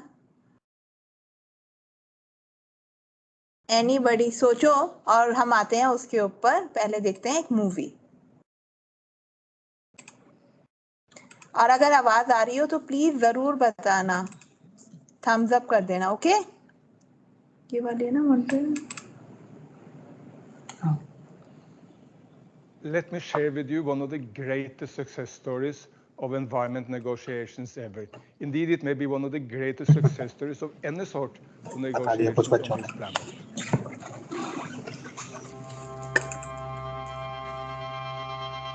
In our long history, there is one unprecedented act of humanity in which every country on Earth came together to protect the future of life on Earth. The Montreal Protocol. The story of the Montreal Protocol is in some ways also the story of the 20th century. Something that was a great invention, namely a chemical chlorofluorocarbon, had unintended consequences that suddenly became a planetary problem. It all began with a good idea. In the 1920s, coolants in refrigerators were so toxic that a leak could kill you. So we invented safer chemicals to do the job, CFCs. The wonder chemicals of the 20th century. They were so versatile, people's lives were transformed. But in 1974, Sherwood Rowland and Mario Molina predicted that the Earth's natural sun shield, the ozone layer, was being eaten by CFCs at a terrifying rate. We felt a great responsibility to actually warn society that something could happen. All eyes turned to the ozone layer. And sure enough, there was an enormous hole in the stratosphere. It was such a shocking revelation. Over half the ozone layer destroyed above Antarctica in a decade. If the destruction wasn't stopped, we'd be at risk from lethal levels of UV radiation. We'd be in dead trouble. We'll have a blind, burnt population. Faced with this global threat, the world came together to take action. And in 1987, more than 30 countries agreed to phase out the production of CFCs and signed the Montreal Protocol.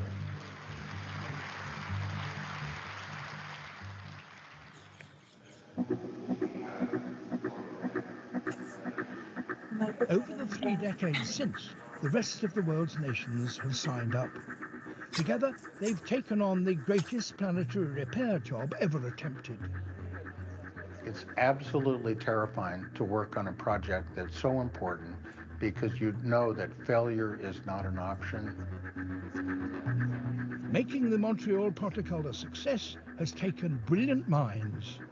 We are working to protect human life. It has taken determination. It has made more progress than any other environmental convention in the world. If the countries of the world engaged in similar deliberations for every issue that faces our world, I'll be very happy. And it has taken ingenuity from an extraordinary global community. We always have our disagreements, and at the end of the day, we have our agreement. And it has worked. With CFC's band, the ozone hole is healing. Now it's time to take action again. You need passion, you need leadership to change the Montreal Protocol into an even better treaty. Victory is within our grasp. There's only one Earth. We have only one Earth to protect. We cannot lose this one. Once more, we must come together to protect the future of our planet.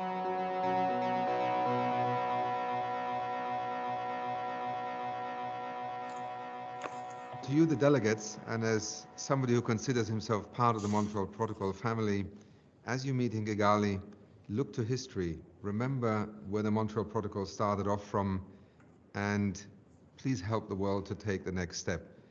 There is need for everybody to compromise. आवाज भी चली गई। कोई नहीं, बंद कर दो video.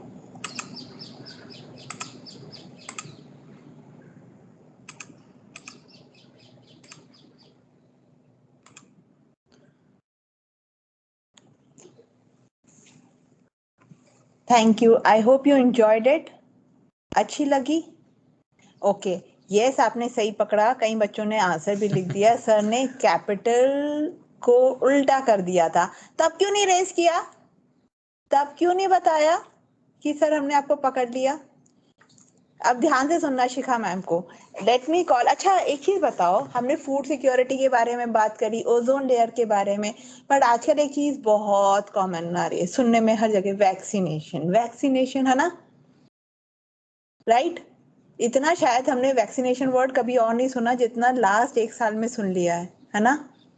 Okay, so let me call Ms. Shikha Bhasin. She is a researcher on climate change mitigation policy with a keen interest in innovation systems of low carbon technologies. She is working with Council on Energy, Environment and Water. She is currently leading the Council's research on cooling and phasing down hydrofluorocarbons.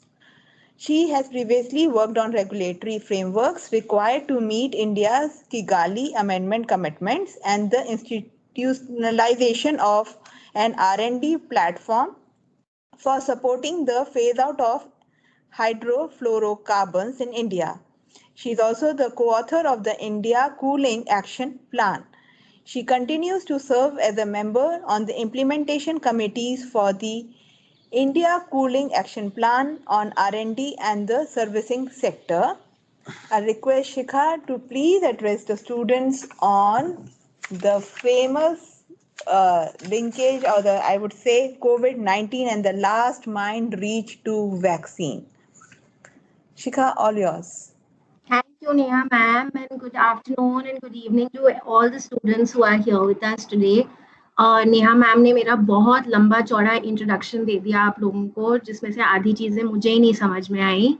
Basically मैं researcher हूँ, तो जैसे आप लोग सब पढ़ाई करते हो, मैं भी पूरा दिन पढ़ाई करती हूँ और फिर जो पढ़ती हूँ उसके बारे में मैं लिखती हूँ। मैं आप लोगों से अभी बात करूँगी जैसे मैम ने कहा कोविड के बारे में, और जो वैक्सीन्स के बारे में आप सुन रहे हैं पिछले 6-8 महीने से, उसका मॉन्ट्रियल प्रोटोकॉल से क्या लेना देना है, और आप इस स्टोरी के कैसे सुपर हीरो बन सकते हैं, हम इसके बारे में बात करेंगे आज। आप लोगों को मेरा स्लाइड्स दिख रहे हैं? Yes, Sheetal, we can see. Yeah, we can see. Thank you. So जैसे नेहा मैम ने बताया, आज हम 27th world ozone day celebrate कर रहे हैं, और वर्ल्ड ओजोन डे इसीलिए बना गया क्योंकि इस दिन पर मॉन्ट्रियल प्रोटोकॉल 198 कंट्रीज ने मिलकर इवेंचुअली साइन किया। तो इसीलिए इसको कहा जाता है कि ये दुनिया की सबसे ज्यादा सक्सेसफुल इन्वायरमेंट अग्रीमेंट है, क्योंकि इस अग्रीमेंट के अंदर जिस देश ने जो प्रॉमिस किया, उन्होंने ये सारा कुछ अचीव किया।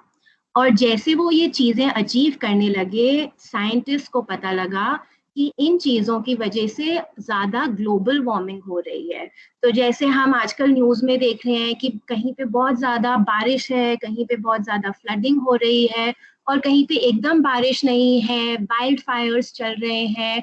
हर दूसरे दिन अखबार में ऐसी चीजें आती हैं, राइट, लाइक पूरी दुनिया से, कि यहाँ पे फायर है, यहाँ पे बारिश है, और फ्लड है, और ड्राउट है। तो ये सब ग्लोबल वार्मिंग की वजह से हो रहा है। और मॉन्ट्रियल प्रोटोकॉल में जो सल्यूशन हमने पाया था, उस सल्यूशन को हमको थोड़ी देर बाद पता लगा कि उससे ग्लोबल वार्मिंग ज्यादा बढ़ रही है। तो इसीलिए हम लोग सब आज भी मॉन्ट्रियल प्रोटोकॉल पर काम कर रहे हैं, ताकि हम ओजोन को बचाए रखने की कोशिश में ग्लोबल वार्मिंग को और डिफिकल्ट नहीं कर दें, प्रॉब्लम नहीं बनाएं, और ज़रा और बड़ी प्रॉब्लम उसको नहीं हम क्रिएट करें।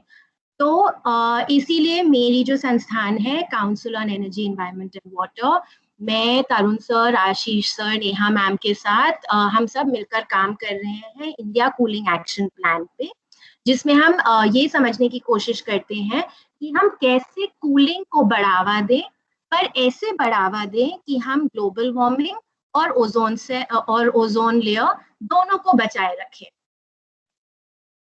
तो फिर ओजोन डे क्यों हमें अच्छा लगता है, और हम लोग क्यों इतने खुश हैं आप लोगों से आज बात करने के लिए, क्योंकि हमें लगता है कि ये एक चीज अच्छी हुई है।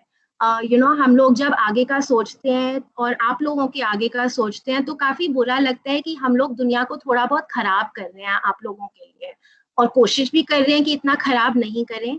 पर जब हम ओजोन लेयर और मॉन्ट्रियल प्रोटोकॉल के बारे में सोचते हैं, तो लगता है कि कुछ तो हम लोगों ने ठीक किया है, कुछ तो हमारे पहले जो आए थे उन लोगों ने ठीक किया, क्योंकि उन्होंने रियलाइज किया कि ओजोन लेयर में प्रॉब्लम हो रहा है।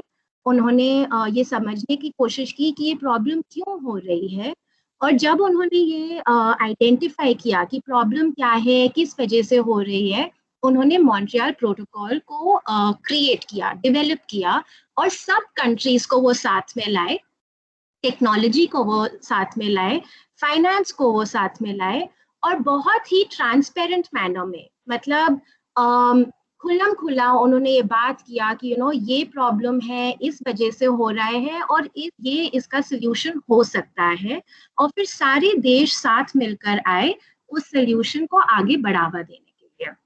एंड इसीलिए आज का दिन हम लोगों के लिए बहुत महत्वपूर्ण है, और इसीलिए आपका भी ये जानना महत्वपूर्ण है, बिकॉज इतनी सारी चीजें हो रही हैं दुनिया में, कोविड हो रहा है, ग्लोबल वार्मिंग हो रहा है, काफी सारी जगह है दुनिया में जहाँ पे बच्चों को खाना नहीं मिलता। तरुण सर ने आपको बात किया फूड सिक्योरिटी के बारे में। तो दुनिया में प्रॉब्लम तो बहुत सारा है, पर ये एक एग्जाम्पल है जहाँ पे हमने वो प्रॉब्लम को सॉल्व किया है। और इसका क्या हमको लेसन लेना चाहिए कि अगर कोई ऐसी दिक्कत है, तो ऐसा कुछ नहीं है जो हम सब मिलकर, इकट्ठे मिलकर उसका सोल्यूशन नहीं ढूंढ सकते।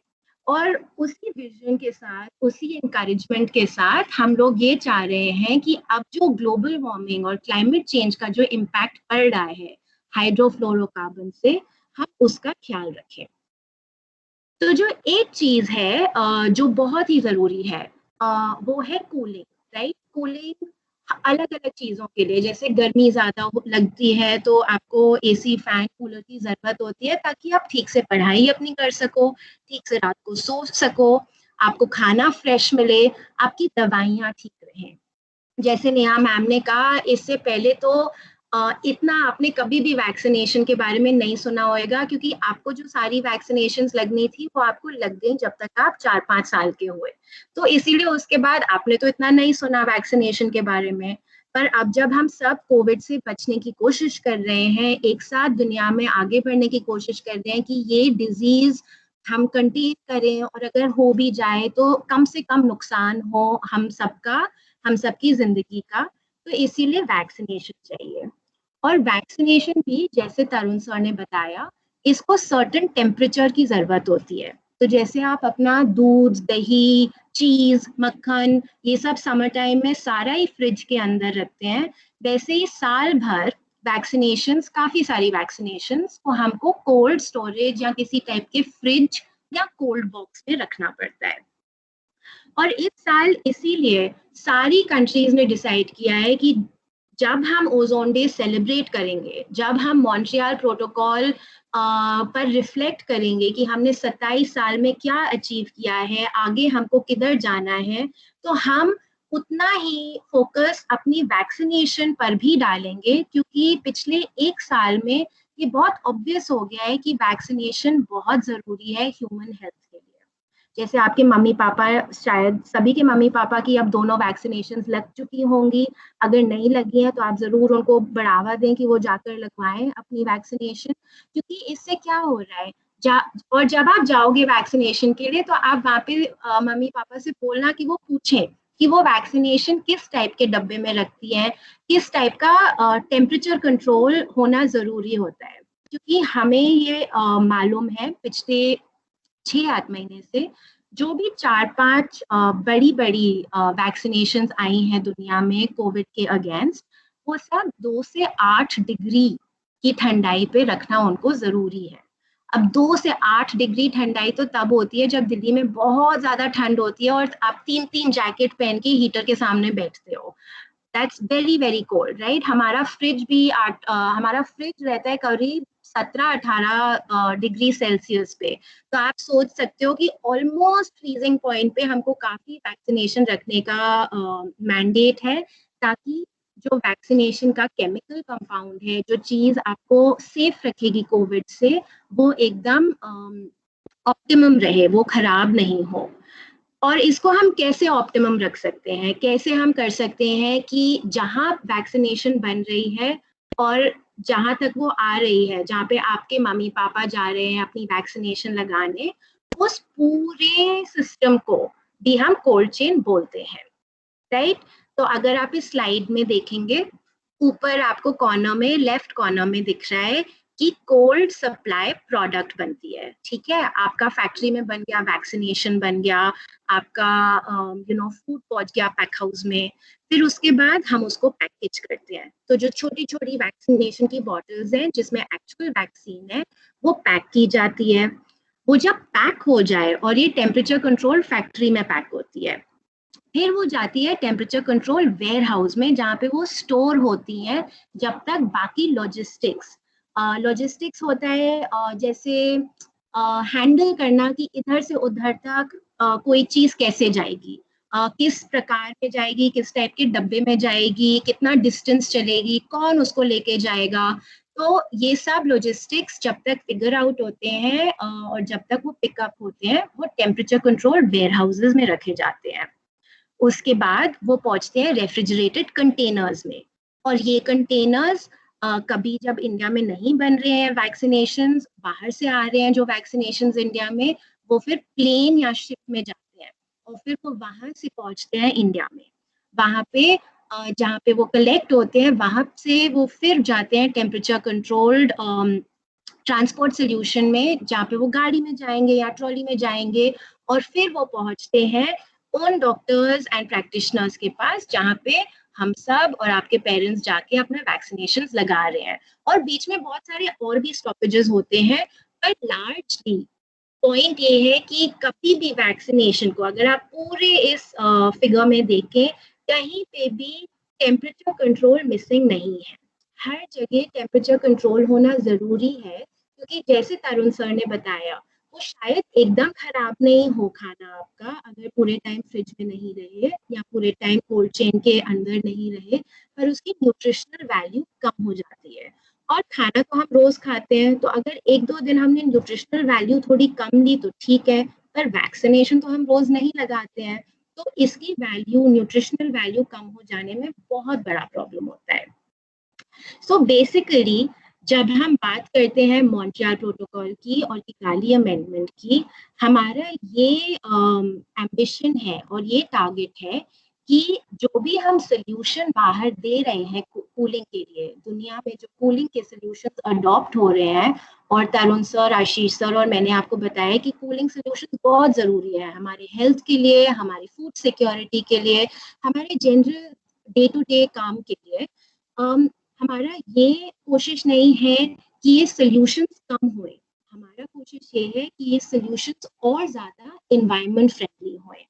और ये सब काम सिर्फ हम नहीं कर रहे हैं, इन सब काम को होने के लिए बहुत सारे लोग साथ आए हैं।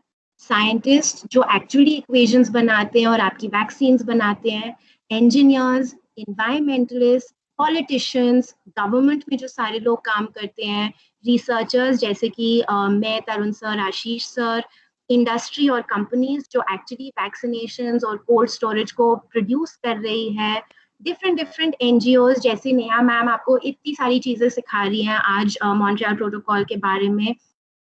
उसके बाद लॉयर्स आते हैं कि कौन कितना क्या कम करेगा, किस देश ने क्या कमिट किया है, क्या वो कमिटमेंट्स मीट कर रहे हैं, एक्टिविस्ट जो सबको बताते हैं कि इन चीजों के बारे में हमको अवेयरनेस जरूरी है, ट्रेडर्स जो अलग अलग जगहों से अलग अलग चीजें लाके आपको आपके लिए एक्सेसिबल कर रहे हैं, फ्रिज और एसी।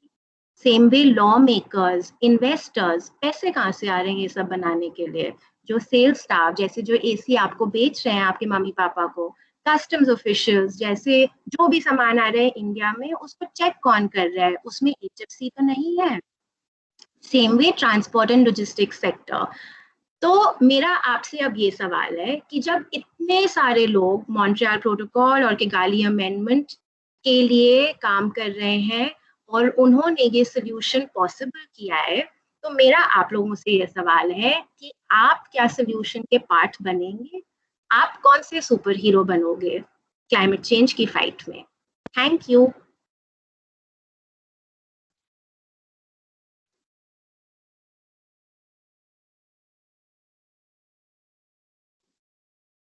सुरुचि मैम ने भी बोला सुपर हीरोज कैसे बने, एक मूवी देख लेते हैं, उसके अंदर थोड़ा सा आइडिया है, okay, and then we will come back.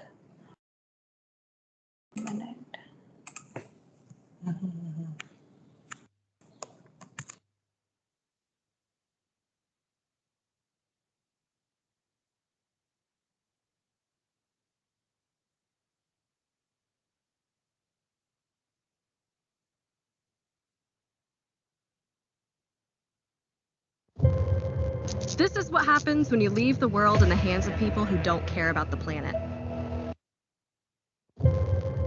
This is what happens when you leave the world in the hands of people who don't care about the planet. Not much to look at, right? I mean, yeah, what did you think it would look like?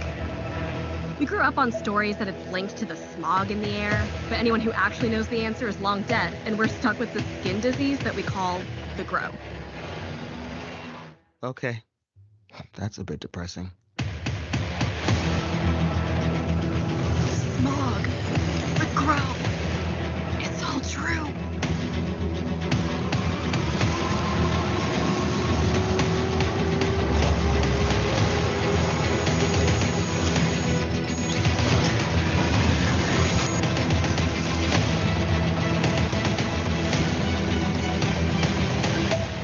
Are we doing this thing or what? Let's do this.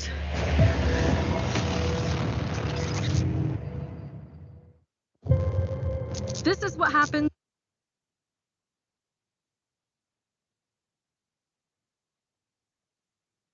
I hope आप सबको दिखी थी movie और सुनाई भी दी थी। Can I have the thumbs up? आप अपने सब बच्चे अपने कैमरास खोल सकते हैं। चलिए फटाफट से सब अपने कैमरास खोलेंगे। मूवी दिखाई दी थी? थम्स अप करके दिखाओ ऐसे। सुनाई दी थी? समझ आई? उसने क्या बोला था? सुपर हीरोज के बारे में बोला था ना। सुरुचि मैम ने स्टार्ट किया था और शिखा मैम ने एंड किया। दोनों ने बोला कि सारे बच्चे सुपर हीरोज बन सकते हैं, है ना। आज हमें जो भी समझ में आया है, जो कि हमें बहुत अच्छे से आया है, किस किस के बारे में? Ozone day, world ozone day के बारे में, उसकी इम्पोर्टेंस के बारे में, देन मॉन्ट्रियल प्रोटोकॉल के बारे में, किगाली अमेंडमेंट के बारे में, linking of food security with cooling and vaccinations, है ना। तो हमें एक्चुअली जो पूरा वर्ल्ड इस टाइम आज के दिन वर्ल्ड ओजोन डे जिस थीम पर सेलिब्रेट कर रहा है उसके बारे में हमारे पास पूरी जानकारी है।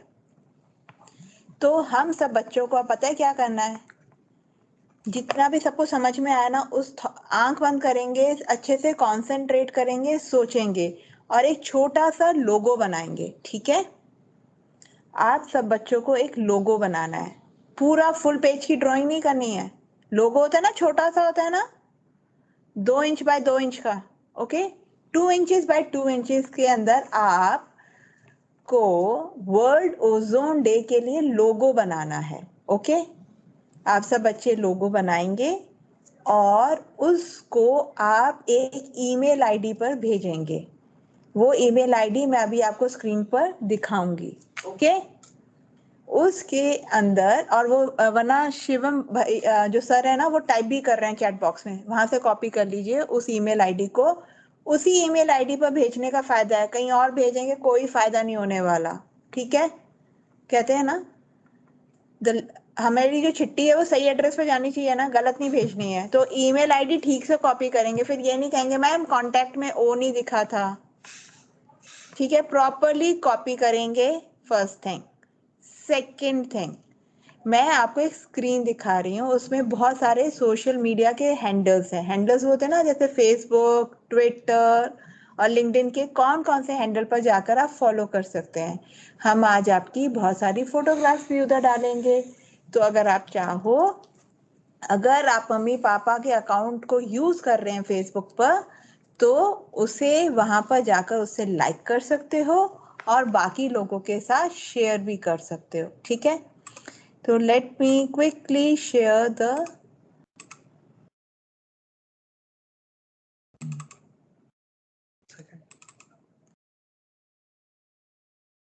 जिन बच्चों को स्क्रीनशॉट लेना आता है ना, बी स्मार्ट इनफ, स्क्रीनशॉट ले लो। ठीक है,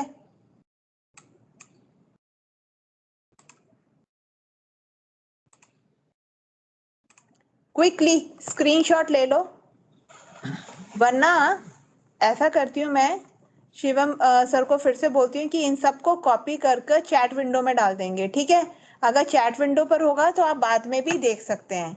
ये याद रखना, आपके जितने भी लोगोज हैं वो आखिरी वाले ईमेल आईडी पर आने चाहिए, चैट विंडो पे नहीं।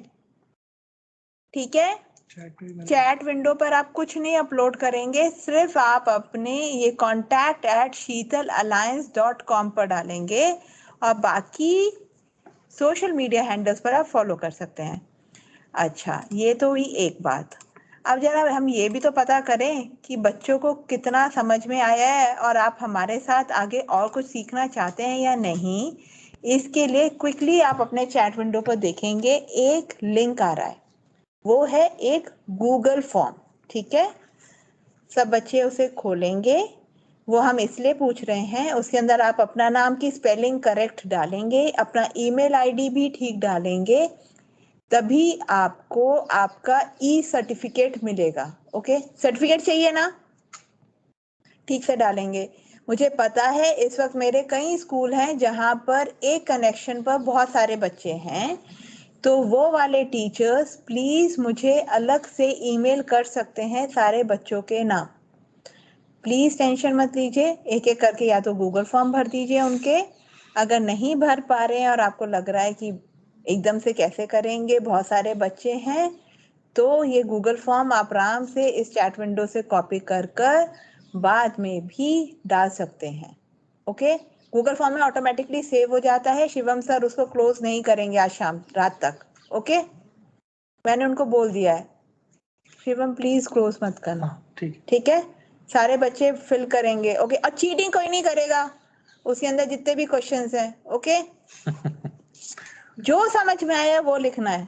अगर चीटिंग करी तो फिर हम ई सर्टिफिकेट नहीं देंगे, ठीक है?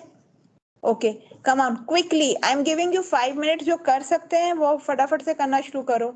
और सब बच्चे अपना कैमरा खोल लेंगे क्योंकि हम फोटो भी ले रहे हैं। चलिए फटाफट से अपना कैमरा खोलिए सब बच्चे।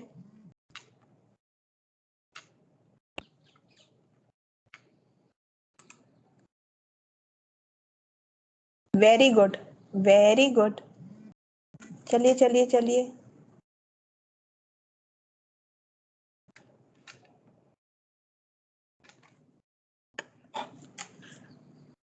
ठीक है, और अपने आप को सोशल मीडिया प्लेटफॉर्म पर टैग जरूर कर लेना मम्मी पापा के अकाउंट से। किसी का अपना अकाउंट नहीं है, मुझे सबका पता है। आप बहुत छोटे हैं अभी, तो जब पापा घर आएंगे या मम्मा हैं तो उनके ही फेसबुक अकाउंट से अपने फ्रेंड्स को आप टैग कर सकते हो, ठीक है? चलिए, so with this thing we come to an end of the session, not of the learning, ठीक है? जो हमने सीखा है हमें वापस जाना है, शाम को डिनर टाइम पर फैमिली मेंबर्स को बताना है, और वीकेंड आ रहा है, जितने भी फ्रेंड से बात करेंगे उनको बताना है, ठीक है? और जो लोगो बनाया है वो उस ईमेल आईडी पर पोस्ट करना है। शिवम सर मंडे सुबह चेक करेंगे कितने बच्चों का आया है। वो इसलिए क्योंकि कल कुछ बच्चों का एग्जाम है, तो इसलिए अब इसके बाद ड्राइंग करने नहीं बैठना है, पढ़ाई करनी है। सैटरडे संडे को ड्राइंग कर सकते हो और आप ईमेल कर देना। ईमेल सेफ रखना अपने पास, ठीक है? ईमेल आईडी को। Okay, with this thing I call Mr. Ashish Saraswat to kindly deliver the vote of thanks. Ashish. Thank you Neha ji once again. और जितने भी बच्चे हैं उन सभी को बहुत बहुत धन्यवाद। आप लोगों ने बहुत ही अच्छा लगा आप लोगों से इंटरेक्ट करके, और हम लोग अपने वापस पुराने बचपन में पहुंच गए जहाँ पे हम भी चीज़ें सीखा करते थे। और सबसे पहले मैं आभा निरला जो चिल्ड्रन इन्वेस्टमेंट फंड फाउंडेशन में प्रोग्राम ऑफिसर हैं उनको बहुत बहुत बधाई देना चाहूँगा, और उनका बहुत बहुत धन्यवाद करना चाहूँगा कि वो यहाँ पर आए, अपने व्यस्त समय से उन्होंने समय निकाला और हमारे सारे बच्चों के साथ में इंटरेक्ट किया। उसके साथ में हमारी डायरेक्टर सुरुचि बड़वाल वो हमारे साथ आई, उन्होंने भी अपने व्यस्त समय में से हमारे लिए समय निकाला और आप लोगों के लिए कुछ शब्द बोले। बहुत ही अच्छा लगा। दोनों ही बहुत ही बड़े एमिनेंट स्पीकर्स हैं। उसके साथ ही हमारे जो एक्सपर्ट स्पीकर्स थे, तरुण गर्ग जी जो alliance for energy efficient economy से आते हैं, और शिखा भसीन जी जो council on energy environment and water से आते हैं। दोनों का बहुत बहुत धन्यवाद। और बहुत ही अच्छा लगा आप लोगों को सुनकर और आपके एक्सपर्ट व्यूज को सुनकर। बच्चों एक चीज और, आप लोगों ने बहुत जगह यहाँ शीतल लिखा हुआ देखा होगा, मैं आपको एक चीज और बता दूं। शीतल ये हमारे प्रोजेक्ट का नाम है। शीतल मतलब ठंडा, आप लोग सब जानते ही होंगे। और बेसिकली जो हमारा उद्देश्य है शीतल के थ्रू वो ये है कि सभी को थर्मल कंफर्ट, यानी कि सभी को कंफर्ट प्रोवाइड कराना, चाहे वो खाना हो, चाहे वो बच्चे हो, चाहे वो रहना हो, रहन सहन हो, कुछ भी हो। तो शीतल जो है ये एक छोटा प्रोजेक्ट है जिसके अंदर में हमने हम तीनों ने, टेरी ने, AEEE ने और CW ने और सिफ ने, हम सब लोगों ने मिलके आप लोगों के लिए कुछ सोचा करने के लिए वर्ल्ड ओजोन डे पे। और ये केवल एक ही ऐसी वर्कशॉप नहीं है जो हम कर रहे हैं। ये आप ये चीज और भी ध्यान रखें कि हम लोग आपसे फिर आएंगे, फिर मिलेंगे। क्यों? क्योंकि हमें आपसे इंटरेक्ट करके इतना अच्छा लगा कि अभी मेरे को अभी जो मैसेज आ रहे हैं हमारे स्पीकर्स के और बाकी बाहर से भी कई लोगों के, बड़े खुश हो रहे हैं वो लोग आपको देख के, आपकी फोटोज देख के, आपकी बातें सुन के, आपकी चैट के क्वेश्चन सुन के। तो वो क्या चाहते हैं कि हम लोग इस तरीके के और भी इंटरेक्शंस करें। तो हम लोग आपके पास आते रहेंगे, हम लोग आपको फिर से एक बार आपसे मिलना चाहेंगे और आप लोगों से बहुत सारी चीज़ें जानेंगे भी, आप लोगों को बहुत सारी चीज़ें बताएंगे भी जो हमें पता है। तो ये एक जो म्यूचुअल लर्निंग है, जो एक दूसरे के साथ हम सीखेंगे, वो चलती रहेगी, आगे कंटिन्यू रहेगी। आपको आगे हम लोग लिखेंगे कि हम कब आ रहे हैं आपके पास, आप आएँ, हम लोगों को ज्वाइन करें। इसी के साथ बहुत बहुत बधाइयाँ सभी को, और सबसे ज़्यादा टेरी टीम को, नेहा जी को और शिवम को, बाकी सभी लोगों को, गौरव को, मुकेश को जो टेरी में है और जिन्होंने ये सब करके और ये इवेंट बहुत ही सक्सेसफुल बनाया, बहुत ही अच्छा बनाया।